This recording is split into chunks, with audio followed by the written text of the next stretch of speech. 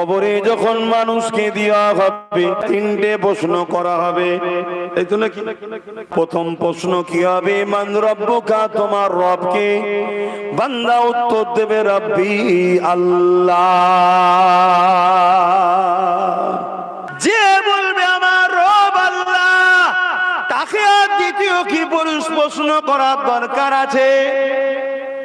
আল্লাহর ফেরেশতারা বলবে আবার প্রশ্ন কেন? আল্লাহ বলবে না রে ফেরেশতা, প্রশ্ন কর কেন আমাকে রব বলে অনেকেই মানে, কিন্তু ওর দিনটা কি জিজ্ঞাসা কর। মা দিনুকা, তোমার দিন কি? দ্বীনি ইসলাম। আল্লাহর কি প্রশ্ন করতে হবে? আমার আল্লাহ পাক বলবে না, আবার প্রশ্ন কর, কেননা ইসলামের মধ্যে তো সবাই আমার নবীর নেতৃত্ব মানে নে।